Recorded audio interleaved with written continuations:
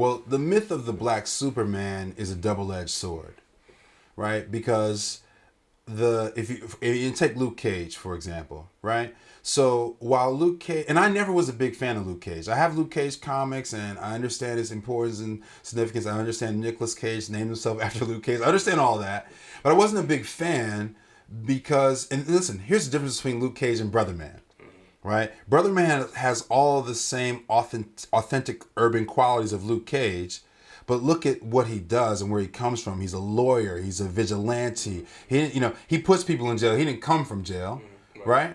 And he's not juiced up on some steroids. He's just using his abilities. He's more of a Batman type of character. So when I think about Luke Cage, I think that he was trapped in the certain stereotypical ways in which white creators saw black masculinity. That's what I mean by the myth of the black Superman. So a little bit hypersexualized or extremely hypersexualized, violent, criminal, not so intelligent. Luke Cage plays with those, but even now, like they have this kind of urban, more modern street version of Luke Cage that doesn't really appeal to me so much.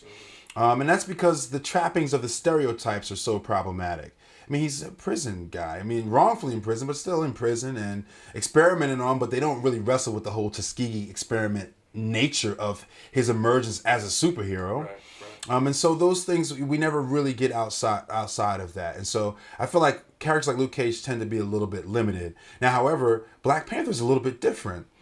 Somehow in Jack Kirby's imagination, he has some of those reductive qualities, but his sense of place and geography with Wakanda and his sort of post-colonial interpretation of the Wakandan nation is extremely powerful. And you can go back and even, Hudlin has done a good job revisiting the mission statement of Black Panther. And I wrote something where I do a comparison between the two. But Kirby's initial mission statement about Wakanda is powerful, man. And the elements are all there. It's post-colonial, and it's very, very responsive to a very, very particular moment. This is post-Kwame Nkrumah, post-Pan-Africanism, and he's recuperating some of those things at a moment where the Black Panther Party is emerging in the public sphere. How brave is that on his part, and how risky is that? So there's different nuances and shadings to black masculinity in superhero comics. I don't think Luke Cage gets it. I think Black Panther does. I think what they do with characters like Steel and Icon, although very, very simplistic, is also very, very important in terms of capturing a certain history.